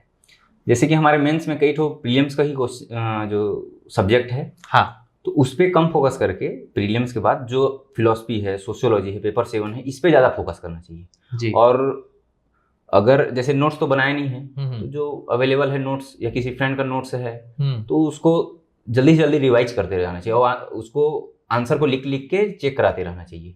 और जो हमारा जो बाकी जो प्रीलिम्स का सब्जेक्ट है उसको 1-2 बार कर लें तो बेटर रहेगा। मतलब जो आप पढ़ चुके हैं उसको जबरदस्ती पढ़ना, हाँ, दोबारा नहीं, हाँ ज़्यादा नहीं, क्योंकि टाइम ही नहीं है ना और दूसरा कोई उपाय ही नहीं है। राइट। इस बार है केवल 70 दिन के आसपास, ये कम पड़ेगा स्टूडेंट्स को? जो नए स्टूडेंट हैं उनके लिए तो कम पड़ेगा, हाँ। और जो पुराने हैं या जो पहले मेंस का तैयारी कर चुके हैं उनके लिए उतना इफेक्ट नहीं पड़ेगा। जैसे पिछले साल कोई मेंस दिया है वो तो फिर मेंस के बाद फिर लग गए हैं मेंस के लिए ही, तो उसको ज़्यादा नहीं दिक्कत नहीं होगा। हालांकि लेकिन इसका इफेक्ट तो पड़ता है, माइंड पे पड़ता है कि बहुत कम दिन है करके, लेकिन उसको लोड नहीं लेना चाहिए, ऐसा मुझे लगता है कि लोड लेंगे तो फिर हो नहीं पाएगा और दिक्कत हो जाएगा। तैयार रहना चाहिए। हाँ। मेंस की तैयारी किसी को भी कब शुरू करनी चाहिए जिससे उनको ये इशू ना आए कि मेरा प्रीलिम्स तो निकल गया, अब मैं मेंस कैसे करूँगा? किस समय पे शुरू करना चाहिए मेंस की तैयारी? अब जैसे 21 साल के हो गए, इसमें तो 22 साल में देते बनता है हम लोग को CGPSC जी। तो जैसे हम पहले कुछ नहीं पढ़े हैं तो मैं क्या किया था, आके सबसे पहले प्रीलिम्स की तैयार किया था जी, क्योंकि अगर मैं प्रीलिम्स ही नहीं करूँगा तो मेंस क्या मतलब है। हाँ, तो मेरा प्रीलिम्स एक बार स्ट्रांग हो गया, उसके बाद फिर मैं मेंस का तैयारी किया था। लेकिन अगर आपके पास टाइम है जी, आप पहले से तैयारी कर रहे हैं तो आपको मेंस का भी करना चाहिए और मेंस पे ज़्यादा फोकस करना चाहिए। पहले मेंस पे फोकस कर ले, क्योंकि जैसे देखिए मैं जैसे प्रीलिम्स और मेंस का तैयारी कर रहा था ना, तो इसलिए मेरा SI सब इंस्पेक्टर जो पुलिस का था उसका भी प्री मेंस क्लियर हो गया था। बहुत बढ़िया। PSC ही पढ़ा था मैं, अलग से SI के लिए कुछ नहीं पढ़ा था। तो इसीलिए मैं बोल रहा हूँ कि अगर हम मेंस को अच्छा से पढ़ें तो सारा एग्जाम उसमें कवर हो जाता है, बहुत कुछ कवर हो जाता है। मैं आप देखेंगे जैसे SI का जो मेंस था ना वो हिंदी इंग्लिश रहता है, जो कि हमारे PSC का मेंस है जी। मैथ्स था उसमें, रीजनिंग था, वो भी PSC मेंस में है। फिर और जो GK जो GS का था एग्जाम हुआ था उसमें मेंस में, उसमें भी हमारा पूरा GS आया था, पेपर 7 से भी क्वेश्चन आए थे। तो बहुत मतलब उसका मेरा इफेक्टिव रहा वो मेरे लिए मेंस का तैयारी। बहुत बढ़िया। अगर कोई स्टूडेंट्स मेंस की तैयारी शुरू से करे जी, कौन सी ऐसी स्ट्रेटेजी है जो इस स्टूडेंट को फॉलो करना चाहिए? सबसे इम्पोर्टेंट, जो सेल्फ स्टडी करना चाह रहा है, कहाँ किस वे में वो मेंस की तैयारी को शुरू कर सकता है? मेंस की जो तैयारी है सबसे पहले तो लैंग्वेज को फोकस करना, लैंग्वेज पे फोकस करना चाहिए जी। कई लोग क्या करते हैं कि बचपन में पढ़े हैं हमको सब याद है, ऐसा नहीं होता है। वहाँ पे अलग प्रेशर रहता है, पहला दिन का एग्जाम रहता है, माइंड एकदम सेट हुए नहीं रहता है, तो लैंग्वेज पे जितना ज़्यादा फोकस हो सके सबसे पहले लैंग्वेज पे फोकस करना चाहिए। उसके बाद फिर जो प्रीलिम्स का सब्जेक्ट है, जो पहले जो तैयारी कर रहे हैं, पहले से जो तैयारी कर रहे हैं उनके लिए बोल रहा हूँ, समय से पहले वाले, उनको फिर प्रीलिम्स के सब्जेक्ट लोगों पे उस पर फोकस करना चाहिए। लेकिन मैं ये कहना चाहूँगा कि पहले आके मेंस को ही तैयारी नहीं करना चाहिए, पहले प्रीलिम्स को तैयार कर लें, उसके बाद फिर मेंस। बिल्कुल ऐसा। और मेंस के लिए वही लैंग्वेज, मैथ्स, और इस बार तो पेपर 5 में ज़्यादा मार्क्स मिला नहीं है, लगभग एवरेज मिला है सबको। किसी का बिगड़ा था तो भी एवरेज गया है, और बहुत अच्छा बनाए थे तो भी एवरेज मिला है। तो उस पर थोड़ा सा वो करें, और जो कम फोकस करें तो भी चलेगा, लेकिन एकदम भी कम फोकस कर देंगे तो पेपर ही पास नहीं होंगे। तो कई क्या हो गया है, पेपर 5 में पास भी नहीं हो पाए हैं, तो उस पर थोड़ा सा ध्यान देना पड़ेगा। पेपर 6 पे ज़्यादा फोकस करना चाहिए, मुझे लगता है उसमें नंबर मिलते हैं। जी। तो आप पूरे समय दिन भर पढ़ाई करते थे या फिर ऐसा कुछ था, बटा हुआ था, टाइम टेबल क्या था आपका तैयारी के समय? मेरा ऐसा था कि मैं ज़्यादा नहीं पढ़ूंगा तो याद नहीं होगा मेरे को बार बार पढ़ना पड़ता है किसी भी चीज़ को। तो क्या बोलते हैं कि इसीलिए ना मैं क्या करता था, सुबह से उठता था तो सुबह से ही मैं पढ़ना शुरू कर देता था। पहले पढ़ लेता था, उसका फिर बीच में दोपहर में मैथ्स बनाता था, फिर रात में क्वेश्चन सॉल्व करता था, या मेंस का है तो आंसर राइटिंग करता था। बांट लिया था, और कंटिन्यू तो नहीं पढ़ता था, बांट लिए रहता था। कभी बीच में नाश्ता कर लिया या कुछ खाना खा लिया, तो वो बीच बीच में 1-1 घंटे का बीच में रेस्ट करता था। खाना आप खुद बनाते थे? नहीं, टिफिन लेता हूँ, अभी भी लेता हूँ। कितना आसान होता है अपना शहर को छोड़ करके किसी दूसरे शहर में जाना, एडजस्ट करके पढ़ाई करना और पूरा लाइफ को फिर वैसे ही गुजारना। ये तो बहुत टफ है, ये जो है कि घर से बाहर आना, एक तो मम्मी पापा से दूर रहना। लेकिन मेरा पहले से मेरा ये आदत था, दूर ही रहा हूँ मैं, 11th टाइम से ही मैं दूर रहा हूँ, तो मेरे को ज़्यादा प्रॉब्लम नहीं हुआ। लेकिन कई लोग कॉलेज भी इस घर से ही के रहते हैं, उसके बाद यहाँ आते हैं, तो उनका वो वीकनेस रहता है। हाँ, बहुत बड़ा वीकनेस है वो एक प्रकार का। जैसे ही कोचिंग होता है फिर घर भाग जाते हैं, फिर वो तैयारी रुक जाती है उनकी। तो और यहाँ बाहर जब हम रहते हैं तो खुद को कपड़ा धोना है, कई लोग खाना बनाते हैं तो उनको खाना बनाना है, और जिनको जो टिफ़िन लेते हैं तो टिफ़िन का खाना भी मतलब अच्छा नहीं आया अगर, तो वो बहुत प्रॉब्लम है। कई सब्जी अच्छा पसंद नहीं, घर में तो जो आप बोलेंगे वो मिलेगा, लेकिन यहाँ पे ऐसा नहीं है, जो टिफ़िन वाला देगा उसको खाना पड़ेगा। तो मैं क्या करता था, पहले बहुत मतलब सोचता था कि ये क्या चल रहा है लाइफ में, अच्छा खासा बॉडी बिल्डिंग चल रहा था ऐसा करके।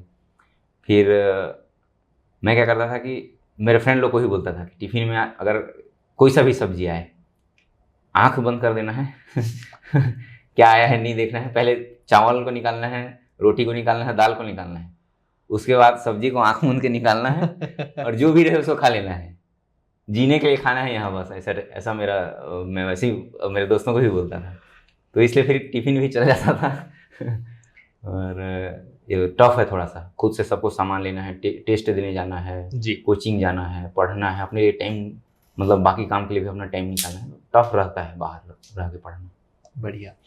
पर ये काम ये बात कहाँ तक सही है कि आपका पिछले साल का जो पीएससी का मेंस था वो इसी खाने के कारण ही बिगड़ा है? हाँ, थोड़ा क्या हुआ था कि 2 दिन मेंस दिया था, तब तक तो हालत पूरा खराब हो गया रहता है, 4 पेपर हो गया था जी। रात में मैं आया तो मेरा टिफ़िन आया नहीं था। हाँ। अब मैं कॉल किया तो फिर ला के दिए, तब तक 10 बज गए थे। तो देखा तो भाटा सब्जी था। भाटा मेरे को पसंद नहीं है, अब ठंडा था, दिमाग मतलब एक तो ऐसी एग्ज़ाम 2 दिन का हो चुका था, मैं कैसे करूं, तो फिर नहीं खाया उसको। फिर मैं मंगाया खाना होटल से, जोमेटो से मंगवाया था। तो देखा तो वो भी थोड़ा ठंडा आया है खाना। तो हालांकि मैं ठंडा ही खाना खाता हूँ, लेकिन फिर भी उस समय अलग माइंड सेट था, तो खा ही नहीं पाया उस दिन। अब उस दिन खा नहीं पाया तो पूरा एनर्जी डाउन, और दूसरे दिन फिर एग्ज़ाम देने गया तो दोनों पेपर मेरा 5 और 6 पूरा बिगड़ गया। और उसी कारण से मेरा फिर उस साल का मेन से ही नहीं, हाँ इंटरव्यू कल तो आ गया था, लेकिन पेपर बिगड़ गया था मेरा, अच्छे मार्क्स नहीं आ पाए थे। कितना ज़रूरी होता है प्रीलिम्स से लेकर के मेंस तक हेल्थ पे ध्यान देना? देखिए, सबके दिमाग में यही होता है ना कि मेरे को आंसर राइटिंग करना है, मेरे को याद करना है, लिखना है। उस 4 दिन में आपका मेंटल और फिजिकल हेल्थ कैसा होगा, इस पे बहुत कम लोगों का ध्यान जाता है। कितना ज़रूरी होता है उस समय के लिए? बहुत ज़्यादा ज़रूरी है, मेरे को तो ऐसा लगता है। जी। क्योंकि 4 दिन का है, एक दिन में 2-2 टाइम पेपर देने जाना है और टिक नहीं लगाना है, लिखना है।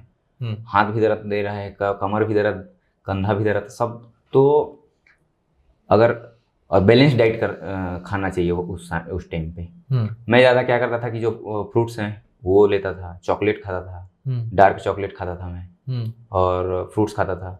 और इस बार तो मम्मी को बुला लिया था मैं, तो मम्मी बना देती थी दोनों टाइम का। अच्छा। तो उसको टिफ़िन बना लेके जाता था मैं। तो वो मेरे को इस बार जब मम्मी आई तो फ़ायदा हो गया मेरा। मतलब उस समय पे आपको काफ़ी बैलेंस डाइट रखना पड़ेगा। हाँ।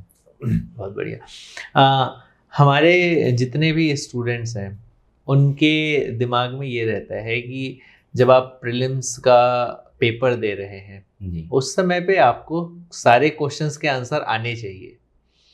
तो क्या ये पॉसिबल है, किसी को भी सारे क्वेश्चंस के आंसर आते होंगे? नहीं, सारे क्वेश्चन के आंसर तो किसी को नहीं आते होंगे, जो क्वेश्चन सेट कर रहा है उसको भी शायद नहीं आते होंगे।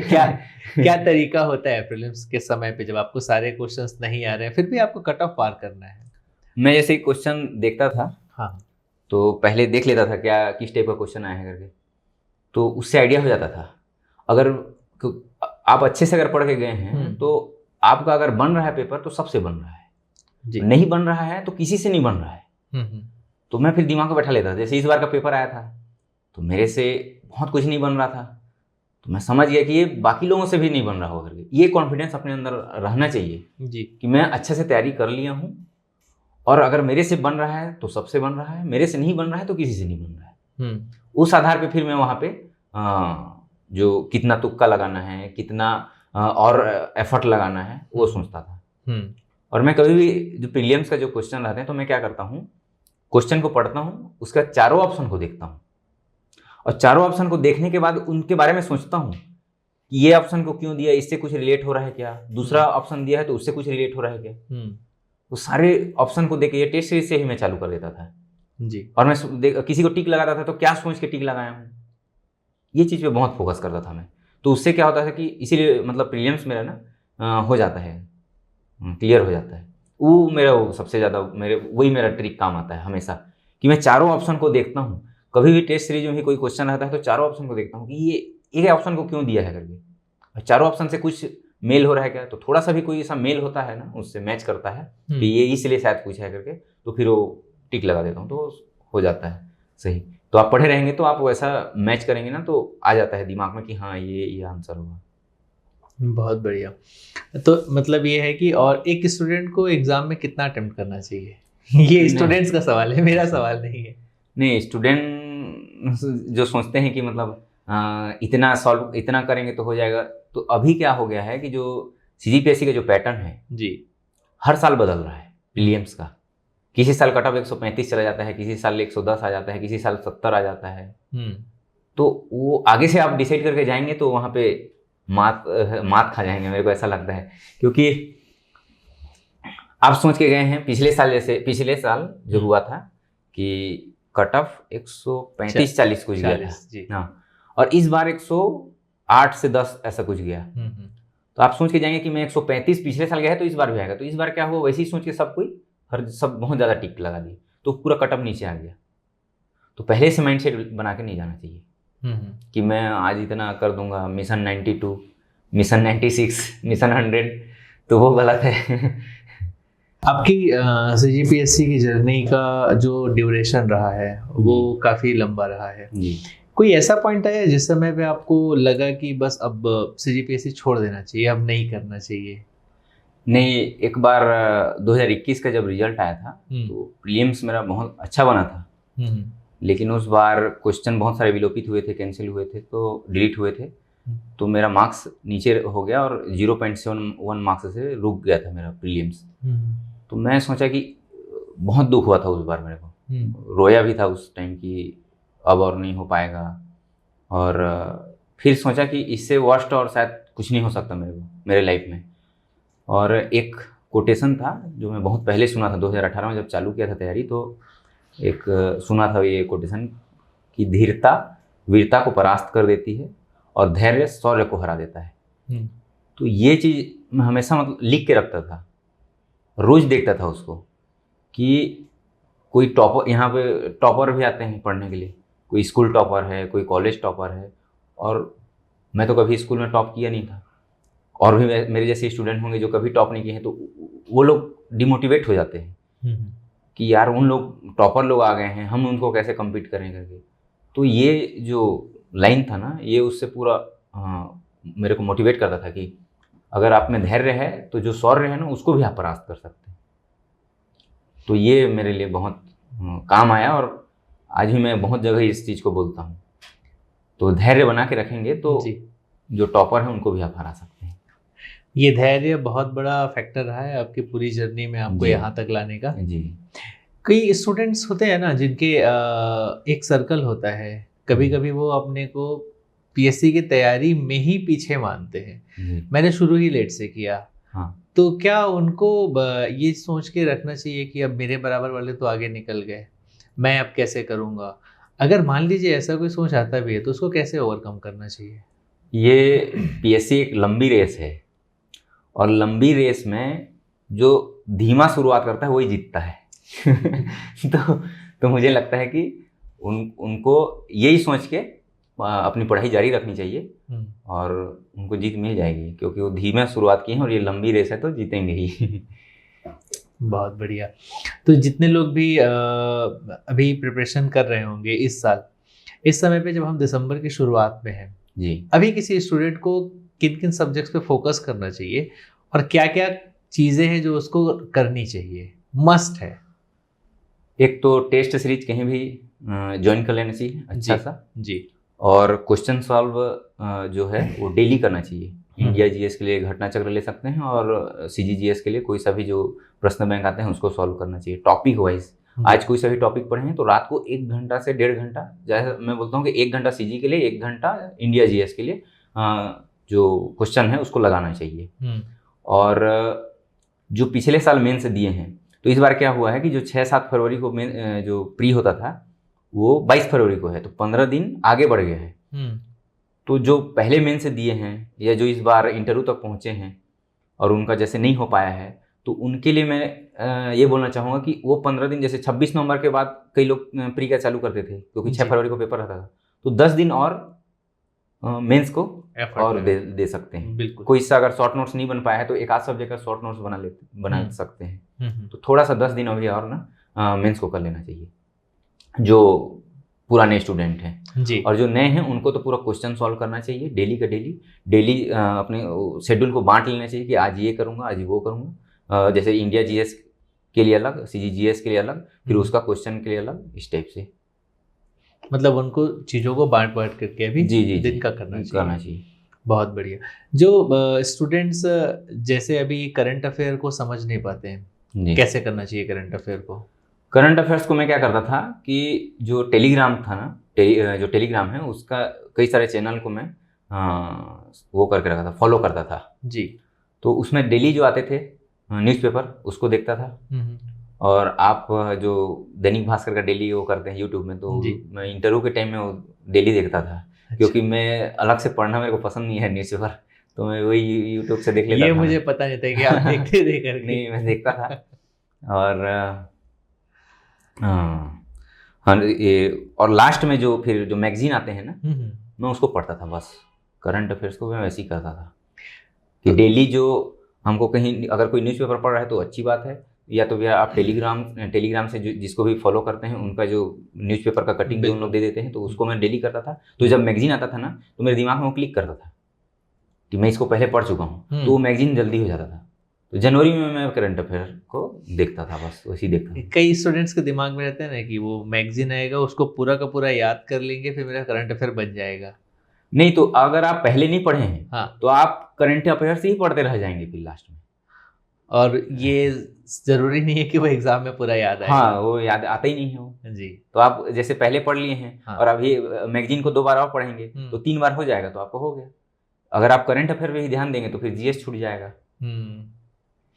बहुत से स्टूडेंट्स हैं जिनको ये लगता है कि मैं मैथ्स बैकग्राउंड से नहीं, साइंस बैकग्राउंड से, तो मेरा सी सेट नहीं निकलेगा। ऐसे स्टूडेंट्स के लिए क्या सलाह है आपकी? नहीं, ऐसा नहीं है, क्योंकि मेरा मैथ्स बहुत स्ट्रांग नहीं है। अच्छा। इस बार भी मेरा मैथ्स मेंस में अच्छा बना नहीं है। तो मैथ्स पे ज़्यादा से ज़्यादा फोकस करना चाहिए। अगर जैसे कोई स्टूडेंट है जिनसे नहीं बनता है, उनको लगता है कि नहीं हो पाएगा, तो उनको और ज़्यादा एफर्ट लगाना चाहिए। जैसे अभी भी मैथ्स को 1 घंटा से 1.5 घंटा देना ही चाहिए। मैं अभी मेंस के बाद से मैथ्स में फिर से फोकस चालू कर दिया हूँ फिर से। तो अगर कोई चीज़ वीक है और हमको पता है कि वो वीक है और उस पर हम अगर वर्क नहीं कर रहे हैं, तो वो हमारी गलती है। अच्छा। उल्टा उससे हमको ये नहीं होना चाहिए कि मेरा मैथ्स वीक है तो मेरे से हो नहीं पाएगा, ऐसा नहीं होना चाहिए। उस पर वीक है, आपको पता है, आप इतने भाग्यशाली हो कि आपको पता है कि आपका क्या वीक है। लोगों को पता नहीं रहता है, लोग सोचते हैं कि हमारा सब चीज़ अच्छा है फिर भी नहीं हो रहा है, तो आपको तो कम से कम पता है कि आपका क्या वीक है। इससे अच्छा और क्या चाहिए, ऐसा मेरा मानना है। इसलिए ना, जो मैथ्स अगर वीक है तो उस पर फोकस करना चाहिए, क्योंकि मैथ्स जो मेंस में भी बहुत काम आएगा और नंबर दिलाएगा वही। और मेरा लगभग 12-15 नंबर का मैथ्स बनाया था मैं मेंस में इस बार। वही अगर मैं 20 नंबर का और बनाता तो अच्छा रैंक आ जाता। तो इसलिए अभी फिर से मैथ्स में फोकस कर रहा हूँ। तो जैसे आपका मैथ्स अगर वीक है आप कह रहे हैं, तो सी सेट निकालने में आपको दिक्कत नहीं होती है? नहीं, तो छत्तीसगढ़ी रहता है, तो छत्तीसगढ़ी हिंदी को मेरा स्ट्रांग है। हाँ। और जो ऑप्शन रहता है तो बना लेता हूँ। अच्छा, इसमें हाँ, सी सेट में। हाँ।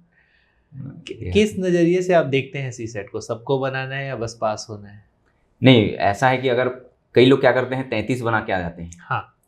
वो ब्लंडर है बहुत बड़ा, कि एक क्वेश्चन अगर विलोपित हो गया, हाँ। या गलती से गलत हो गया जोड़ने या घटाने में, फिर तो बाहर है आदमी।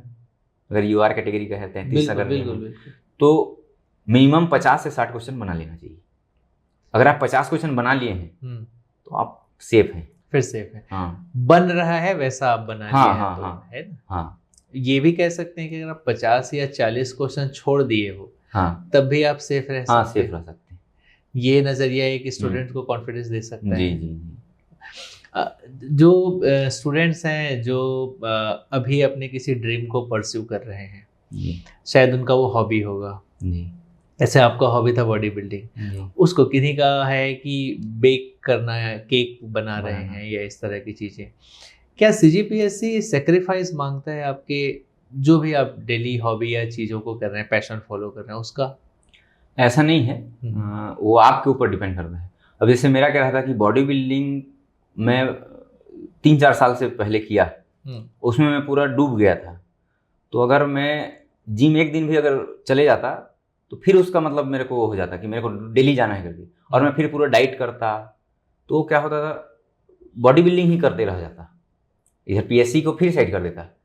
तो वो मेरा वो कमी है वो चीज़ की, मैं उसको अगर करता तो उसी में चला जाता। तो जरूरी नहीं है कि दूसरे को वो रहे। जैसे कई लोग बेक कर, जो आप बता रहे हैं केक बनाते हैं जी, वो कर सकते हैं कि जैसे किसी का बर्थडे है या अपना शौक है, कई लोगों को कुकिंग का शौक है, तो उन लोग क्या करते हैं टिफिन नहीं लेते हैं, बना लेते हैं। तो उनको ज़्यादा आधा घंटा उसमें टाइम लगता है, तो उसमें ज़्यादा इफेक्ट नहीं पड़ेगा, वो फिर अपना पढ़ाई कर सकते हैं। लेकिन अगर बात करें तो मैं अगर जिम जाना चालू करूँगा ना, तो पढ़ाई को फिर रोक दूंगा, ऐसा है। तो पर्सन टू पर्सन डिपेंड करता है।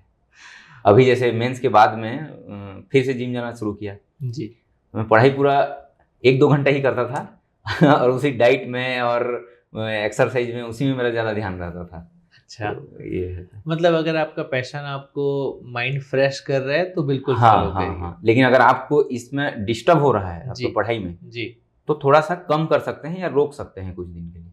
बहुत बढ़िया। जो भी हमारे पास स्टूडेंट्स हैं उनका एक लास्ट जो उनके क्वेश्चंस मेरे पास आते हैं, जनरल डाउट होता है, कभी भी आप एकदम डिमोटिवेट हो गए, बिल्कुल लोवेस्ट पॉइंट आ गया आपका, फिर वापस उठने के लिए क्या करना चाहिए? इसके लिए घर वालों का सपोर्ट और जो दोस्त हैं वो अच्छे होने चाहिए। कई लोग क्या होते हैं कि डिमोटिवेट करते हैं और जानबूझकर कि अब ये और ना उठ पाए। तो मेरा क्या था कि मैं एक तो बॉडी बिल्डिंग छोड़ा था, तो मैं ये सोच के आया था कि वर्स्ट सिचुएशन के लिए मेरे को रेडी रहना है, और वो वर्स्ट सिचुएशन आया भी 2021 में जब मेरा प्रीलिम्स नहीं हुआ। फिर उसके बाद फिर मैं ये सोचा कि इससे वर्स्ट और कुछ नहीं हो सकता, अब करो या मरो, ऐसा मेरा माइंडसेट हो गया था। फिर वही 2023 में जो 2023 वाले पीएससी में मेरा इंटरव्यू कॉल आ गया ना, फिर मैं समझ गया कि पैर अब जम गए हैं, अब लगा देना है 300 रन। बहुत बढ़िया। कुछ स्टूडेंट्स के लिए आप अगर शब्द कहना चाहेंगे जो अभी प्रिपरेशन कर रहे हैं उनके लिए, प्लीज़। स्टूडेंट्स को मैं ये कहना चाहूँगा कि जो निगेटिव लोग हैं अपने आसपास, उनसे दूर रहना चाहिए। अगर आप किसी हॉस्टल में रह रहे हैं, वहाँ अगर आपका टाइम वेस्ट हो जा रहा है, कोई किसी प्रकार का वहाँ बहस हो रहा है, तो उससे दूर रहें। ऐसे अगर हॉस्टल में अगर आपकी पढ़ाई नहीं हो पा रही है तो आपको किसी और जगह शिफ्ट हो जाना चाहिए, क्योंकि आप यहाँ पढ़ाई करने आए हैं, तो ज़्यादा से ज़्यादा फोकस आपका पढ़ाई में रहना चाहिए। और प्रीलिम्स बहुत पास आ गया है, तो उस पर फोकस करें और सभी के उज्जवल भविष्य की मैं कामना करता हूँ। Thank you so much. हमारी एक रिचुअल है, प्रथा है कि जो भी यहाँ पे ऑफिसर्स आते हैं हम उनसे रिक्वेस्ट करते हैं कि अपने किन्हीं और पहचान के या फिर आपको जिनकी लगता है कि जिनकी जर्नी स्टूडेंट्स तक पहुँचनी चाहिए, तो प्लीज़ उनका नाम, 2 पर्सन ऐसे जिनका नाम आप कहना चाहेंगे, टैग करना चाहेंगे। हाँ, एक इस वर्ष मेरे साथ ही बने हैं मुकेश प्रधान जी। उनकी भी जर्नी बहुत टफ रही है। और एक राजीव पांडे ADWCD बने हैं लास्ट ईयर जी। उनकी भी जर्नी बहुत इंस्पायरिंग है, तो उनको भी आप बुलाइए मेरे साथ। बिल्कुल बिल्कुल। मुकेश सर और राजीव पांडे सर, हमारा आपसे रिक्वेस्ट है कि हमारी टीम आपको कॉल करेगी और प्लीज़ अपना समय दीजिएगा ताकि हम आपकी स्टोरी, आपका जर्नी पढ़ाई में जो रहा है वो स्टूडेंट्स तक ला पाएँ, ताकि उससे कोई भी स्टूडेंट कहीं भी बैठा हो, अगर एक सीख ले करके भी अपनी तैयारी करके अपना लाइफ बना लेता है तो सार्थक होता है आपकी बात उन तक पहुंचना। Thank you so much. Thank you so much sir अपना समय देने के लिए। बहुत अच्छा लगा आपसे बात करके, और ये भी मुझे खुद में वो ऊर्जा आई, मुझे समझ में आया कि एक ड्रीम के बाद कुछ दूसरे ड्रीम को फॉलो करोगे और लगातार आप बने रहते हैं तो सारी चीज़ें आपके लिए सपोर्ट करने लगती हैं। जी, शुक्रिया, बहुत बहुत धन्यवाद।